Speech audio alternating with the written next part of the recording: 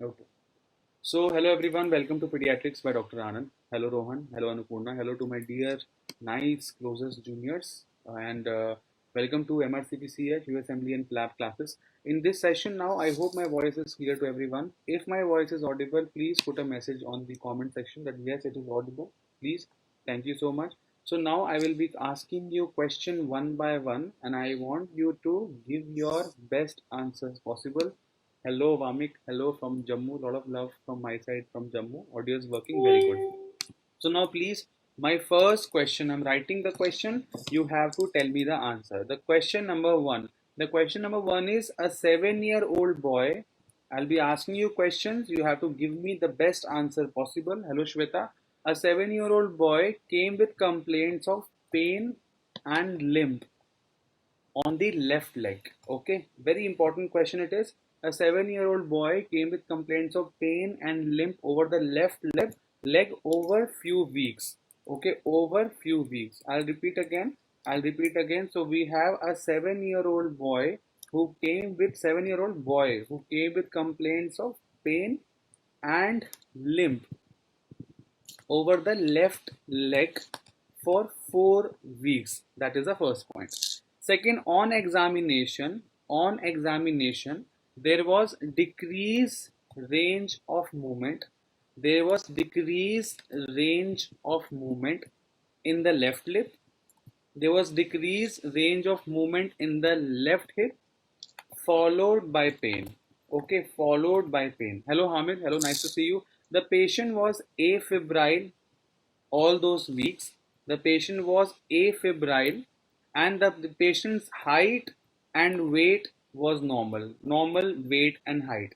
So I repeat again, a 7-year-old boy came with complaints of pain and limp in the left leg over the 4 weeks. On examination, I was able to see decreased range of motion, decreased range of movement in the left hip, followed by pain, but the patient was afebrile and the patient's parameters were normal. Now, first option, if I talk about septic arthritis, can we make this diagnosis as septic arthritis? Anyone? Yes or no? What do you think? Can we make this diagnosis as septic arthritis? Why, Anuj? Any random cases? Why not septic arthritis? Because what is the highlighter for septic arthritis? You should know. Yes, exactly. Priya is very right. The child is afebrile. For septic arthritis, the child should be having a very high grade fever. So septic arthritis is out of the question. Second important point. Can we think about transient synovitis? Can we think about transient synovitis? Transient synovitis. Yes or no? Can we think about transient synovitis? What do you think? Yes or no? So most importantly, remember, any random guesses? Can this be a case of transient synovitis? So most importantly, no, this cannot be a case of transient synovitis, or also known as irritable hip, because transient synovitis is always a sudden presentation. Transient synovitis is always a sudden presentation. Very important. Annapurna is very right. Transient synovitis doesn't come to you with so many duration for 4 weeks. It is a very sudden presentation. So number one, this patient is not having septic arthritis. This patient is not having transient synovitis. Now third option, can this patient can have SUFE?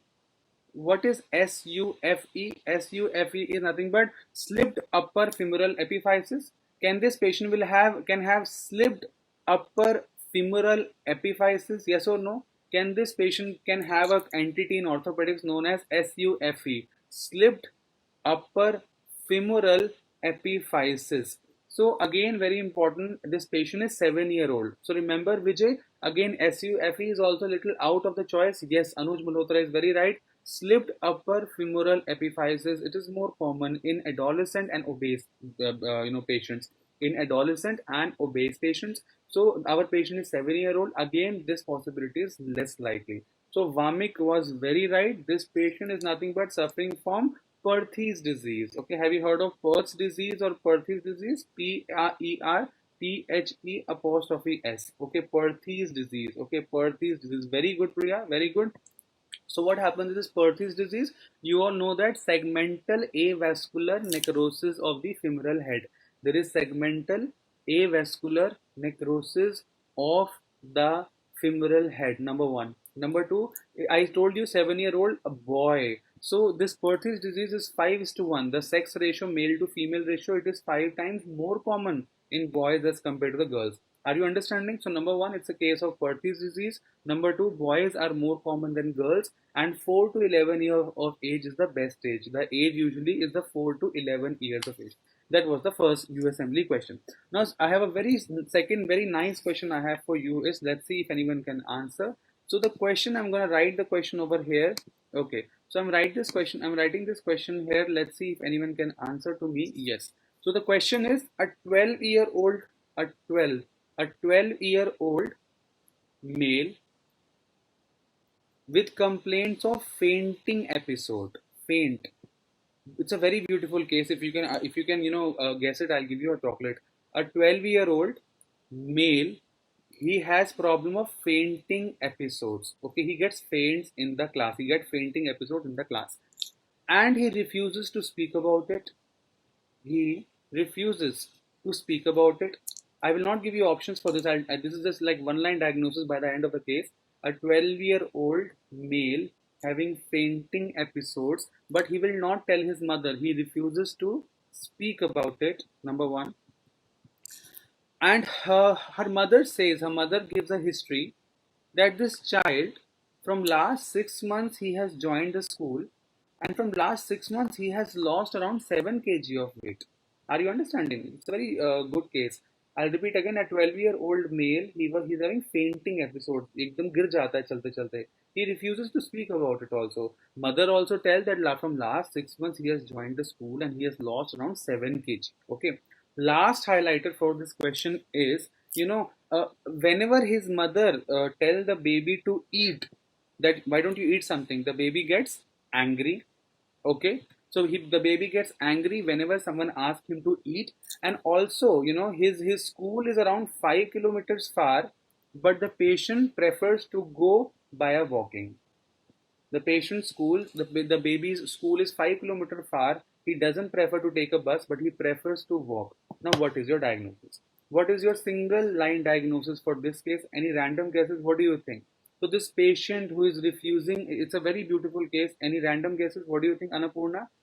A 12-year-old boy, fainting episodes, doesn't speak about it, and he gets very angry if you talk about eating, and he prefers to walk. Actually, his school is so far, but he still prefers to walk, and he does not want to go by bus. He would like to go by the what do you call, by walking. So what comes to you? So the highlighter, the answer for this question is nothing but very important, anorexia nervosa. So remember, very good, is nothing but anorexia nervosa. Okay, very important, you should know. This is a case of very important anorexia nervosa. So what happens in anorexia nervosa? Can anyone tell me? So the highlighter itself, the patient, it's telling you, the highlighter, what that this patient basically is having some eating disorder. He's having some eating disorder. Point number one, he gets very angry if you talk about eating. Number one. Number two, he refuses to speak about it also, and very important, he's walking so much. So very important, the diagnosis is nothing but anorexia nervosa, the fear of gaining weight, as well as the eating disorder. The fear of gaining weight, that is why he himself is running away. He's going to, walking, and that is what you need to know. And also in this question, so the diagnosis is anorexia nervosa. That's a very important thing. Now the options are, which of the following is the next best investigation? Which is the best investigation in this case you would like to do? Number one, the options we have is nothing but ECG. The options we have is the child's blood pressure. Then we have, why don't we monitor the vitals of the child, or none of the above? So what do you think? And what is the rationale behind it? So Akash Manohar. So we have the candidate. He's saying ECG is the best answer. So very important. Yes, the ECG is the best answer according to the USMLE program, because this patient is having a very high risk of harm or death. This patient has a very high risk of death. And ECG, there's a sudden cardiac arrest is something which is very important in this case, because he's not eating anything. Remember, the most commonest cause of death with anorexia nervosa is suicide. They end up doing suicide. And ECG for sudden cardiac death, ECG is something which you must do for these patients. Yeah, the suicide is a very common cause of death in anorexia nervosa. So two important questions we have covered in this session. Third question, around 5 to 7 questions we'll do. It's a very short session. Let's see if you can answer. So question number third. The question number third, we have 8-week girl, a baby who is 8 week. Okay, and she is a girl. She is on bottle feeding. Okay, she is on bottle feeding. Point number one. Now the problem, the mother complains that the baby, she is having vomiting.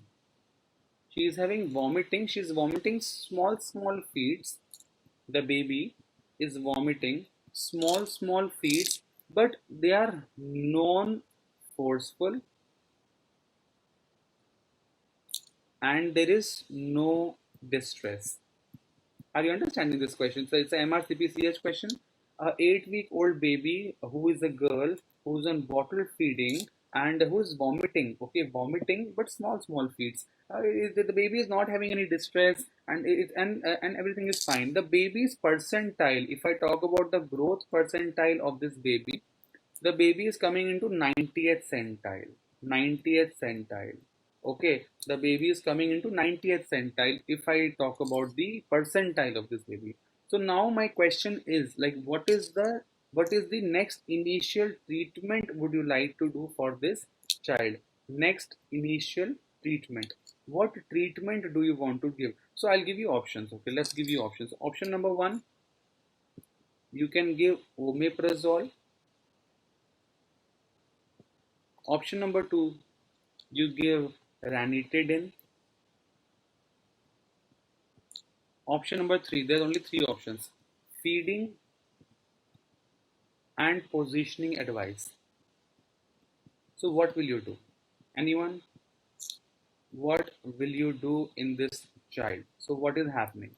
Then A, B, C, what do you think? So we have Vijay, we have Annapurna, everyone is saying yes, wonderful. So this is our best answer. Feeding and positioning advice, in this case, Rohan, very good, that is the best answer. Why? So please remember omeprazole. Omeprazole is proton pump inhibitor. Remember omeprazole, which is important for GERD, gastroesophageal reflux, but it should be only given if the child is having distress or the child is having a faulty growth. A faulty growth.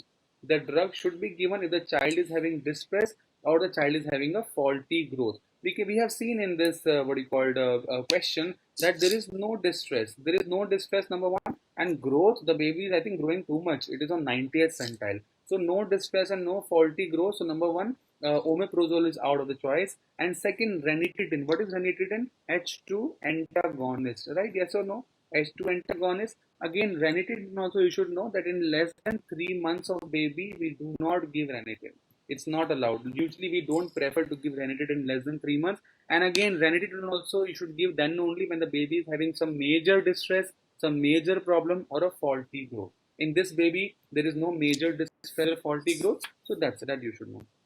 Next question. It's a very simple question.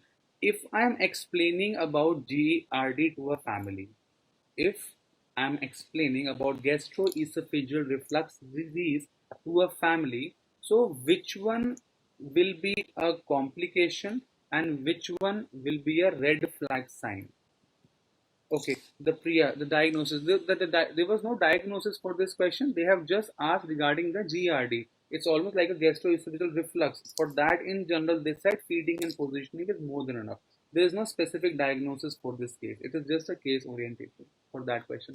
So now this question is about the GERD. Okay, the question is that I'm explaining a family. I'm explaining a family about gastroesophageal reflux disease in a child. Okay, I'm explaining a family about gastroesophageal reflux disease. So I'll give you four options. You have to tell me which one is a complication and which one is a red flag sign. Okay, this is the question. I'm explaining about some GERD to a family, gastroesophageal reflux disease. You have to tell me which one is a red flag sign, which one is a complication. Okay, if I talk about recurrent otitis media, what do you think? Recurrent otitis media is a red flag sign or is a complication? Any idea? What do you think? If I talk about, very important, if I talk about dysuria, if I talk about vomiting, if I talk about abdominal distension, or number fifth option, if I talk about apnea. So which one do you think is a complication, and which one do you think is the what you called red flag sign? So there is only one single answer. So remember, in the case of gastroesophageal reflux, see, gastroesophageal reflux. Okay. So remember, naturally, if I have a gastroesophageal reflux, naturally I can have middle ear infection. The red flag signs are number one, what you called middle ear infections. The other important, even that these are dysuria, vomiting, abdominal distension. These all are red flag signs. Only apnea is not a red flag sign. Apnea is a complication. Okay, Annapurna, it's opposite. Apnea is the complication. Okay, rest all are the red flag signs. Okay, bulging anterior fontanella, abdominal distension, recurrent otitis media, poor dentition, pneumonia also. But the main complication for this choice will be nothing but a apnea. Apnea is the main complication for this case. Okay. Now coming to endocrinology. Next question we have of endocrinology. Last three questions, then we finish the class. A 15-year-old boy, a 15-year-old boy, his BMI is 99.6 percentile. Okay, a 15-year-old boy, his BMI is around 99.6 percentile. He came to you with polydipsia, lethargy. His RBS was 234 mg per dl. Red flag sign means danger signs. Okay, danger sign which has to be taken into a very serious consideration. These are red flag signs. Okay, so a 15-year-old boy whose BMI is 99.6 percentile, who came to you with polydipsia, lethargy, and RBS of 234 mg per dl. On examination, he looks well. Every word is important. Okay, he looks well. On examination, he looks well. His respiratory rate is normal. Every single line is important. Okay, and he has a family history of diabetes. Are you understanding in this child? So what do you think what this child is having? So I'll tell you again, 15-year-old boy with polydipsia, he has polydipsia, he has little lethargy, his RBS is little high on examination, but he looks well. He looks well. His RR is also normal, and there is family history of diabetes. There is family history of diabetes. Now this patient has come to you. The question we have here is, which is the next initial investigation? Which is the next initial investigation which will be important in this child? Next initial investigation which will be really fruitful for this child. Okay, I'll give you options. Number one, HbA1c. HbA1c. So what do you think? Let's go one by one. Do you want to get a HbA1c for this child? If I talk about which is the next initial investigation, do you want to get HbA1c for this child? Yes or no? The option question is, which is the next initial investigation comes to you for this child? Okay, so everyone is saying, okay, we would like to go for HbA1c. Okay, chalo, I'll give you one more option. Do you want to get ketone levels of this child done? Yes or no? If yes, why yes? If no, why no? Why Priya? Why don't you? Very good. So Anuj has come with a very nice answer. Sir, ketone levels we will be doing if I'm suspecting diabetic ketoacidosis. Diabetic ketoacidosis patient, that patient usually will have kind of a abdominal pain. The patient will come to you with diabetic ketoacidosis features. The patient will come to you with vomiting. The patient will come to you with Kusumol's breathe. Have you heard the name? Kusumol breathe will come to you. Yes or no? The patient will come to you with fruity odor. The patient will come to you with fruity odor or fruity breath. So these are the complications of diabetic ketoacidosis. A patient, if was mentioning in that question, then definitely I would have done ketone levels. But my patient is, as the question says, he looks well, his RR is normal. So diabetic ketoacidosis is automatically ruled out, and naturally ketone levels will not be done in this case. Okay. Next option, if I give you, fasting plasma glucose. Do you want to done fasting plasma glucose in this child? So now two options are left for you. Do you want to get HbA1c done, or do you want to get fasting plasma glucose in this child? So only two options are there. HbA1c. Do you want to get HbA1c in this child? And the child has come to you for the first time, The child has come to you for the first time. 15-year-old boy. I did not say that he is a known case of diabetes mellitus. I'm saying his family history of diabetes is there. He came to you with polydipsia and RBS of 234. So the answer for this one, I'm so sorry, everyone is wrong. The answer for this one will be a fasting plasma glucose. At this, see HbA1c. HbA1c, very important. If I'll write for you. See, HbA1c, it is not used to diagnose diabetes. It is not used to diagnose diabetes mellitus. It is a tool to monitor. We all know that, right? To monitor the glycemic control. Yes or no? HbA1c tells us about the last 3 to 4 months of our sugar, average sugar, yes or no? So HbA1c in general, it is not used to diagnose the diabetes mellitus, whereas it is a tool for monitor the glycemic control once the diagnosis is made. Once the diagnosis is made. Do you agree with me? Yes or no? Once the diagnosis of diabetes mellitus is made, then if you want to do a HbA1c, I agree with you. But in this case, you will not directly go for HbA1c, my dear, because your patient is a 15-year-old boy who has come to you with first episodes of these things. Family history of diabetes is there. Baby is looking well. RBS हमने किया, it was 234 mg per dl. So in this case, my best option will be to get done a fasting plasma glucose. That is our best answer for this case. Now, can anyone tell me how do you define diabetes mellitus? Annapurna, what do you think? Diabetes mellitus is defined as, anyone, like how much should be the sugar? The random sugar should be how much? Any rough guesses? Very important. Annapurna is very right. Diabetes mellitus is defined as fasting plasma glucose of more than 126 mg per dl, number one, or HbA1c of more than equal to 6.5, or random sugar of more than 200 mg per dl. This is how you define diabetes mellitus. Diabetes mellitus is defined as the fasting plasma glucose of 126 mg per dl, or HbA1c is of more than equal to 6.5, or random sugar of 200 mg per dl. These are the basic things which you need to know in general. Okay, I hope you are liking the question. These are the latest USMLE questions. Now next question. 15-year-old girl. She has come to you with migraine. 15-year-old came with complaints of migraine without aura, without photophobia symptoms, all those things. 15-year-old girl came to you with migraine without aura, but she's sexually active.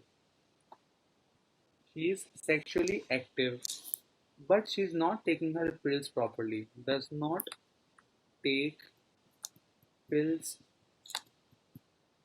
properly. Okay. Now question for me is, which is the most clinically effective? Which is the most clinically effective first line drug for the prophylaxis of the migraine? Are you understanding the question, Anuj Malhotra? The 15-year-old girl came with migraine without aura, but she's sexually very active, but she's not taking her pills properly. And now please tell me the most clinical effective first, line drug for prophylaxis of a migraine. Okay, if I give you options now. Amitriptyline. Can you give amitriptyline to this patient? Yes or no? What about amitriptyline? Do you want to give amitriptyline to the, what is amitriptyline? Which group of drug it is? What happens amitriptyline? Can anyone help me out? Priya, what do you think? Which group of drug? What does it do, amitriptyline? Have you heard the name somewhere? Yes, very good. So it is tricyclic antidepressant. Number one. It is usually helpful in neuropathic pain. It is usually helpful in neuropathic pain like chronic arthritis. but not in this condition. It is used in the prophylaxis of migraine, but right now in this condition it is not used. Okay, next one. Okay, if I say pizotifen, can anyone tell me pizotifen? Do you want to give this patient? Yes or no? Pizotifen, do you want to give for this prophylaxis for this child who is sexually active? Yes or no? What do you think? So the book says that pizotifen, basically the evidence, the much evidence for pizotifen for migraine is not known. We don't know much evidence for this thing. Okay, if I topiramate, can anyone tell me topiramate, Priya? Can we give topiramate to this child? It is good. It is helpful sometimes. Topiramate, yes or no? So topiramate you should not give to such young girls. Why? Because it can cause, it has lot of it can cause congenital abnormalities. Number one, plus the cost is very high. So last but not the least, the safest drug we have over here is propranolol. Propranolol. Yes or no? Are you able to understand? A simple question you should know. Okay, very good. Last two questions left now. Let's see. Next question. 4 month old child. 4 month old child. 4 month old girl child. She is a happy child. Are you understanding? Yes or no? 4 month old girl child. She is a happy child. She came with complaints of 3 days history of cough, coryza, and decreased feeding. 4 month girl, happy child, came with complaint of cough, coryza, and feeding difficulty. On examination, you saw the patient's RR was increased, chest had cramps, temperature, sorry, temperature was high. What is your diagnosis? Anyone? What's your diagnosis? What do you think she is facing now? 4 month old, happy child. What comes to your mind? What do you think? Annapurna, what do you think?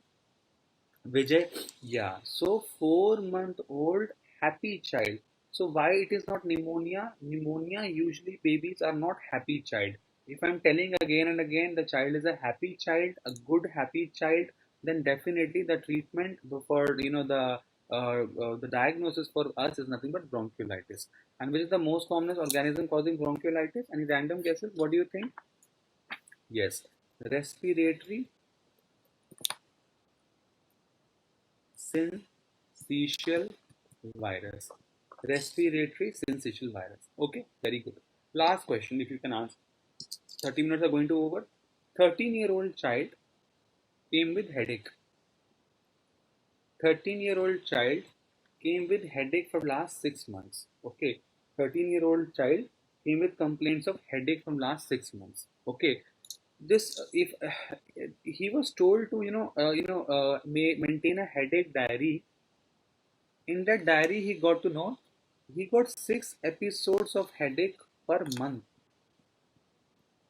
Okay, 13-year-old boy with headaches in 6 months, and in 1 month, he used to get at least 6 times, headache. And it's a not boy. Remember, it's a girl, a 13-year-old girl.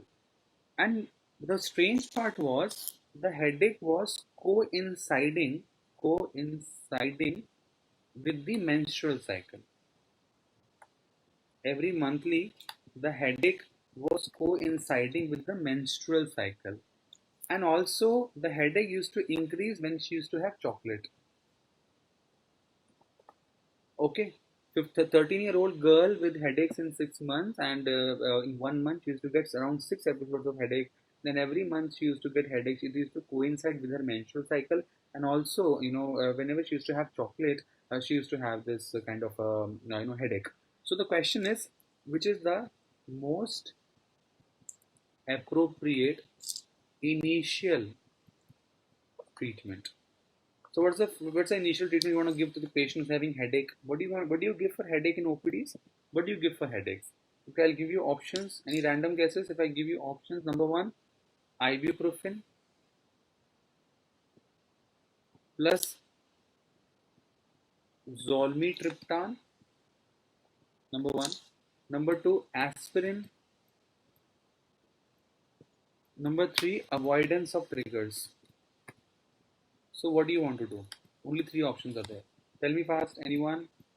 Annapurna? Vijay, what do you think? So Vijay says NSAID. So which one NSAID? Aspirin is also NSAID, ibuprofen. So what do you want to give? Aspirin or ibuprofen?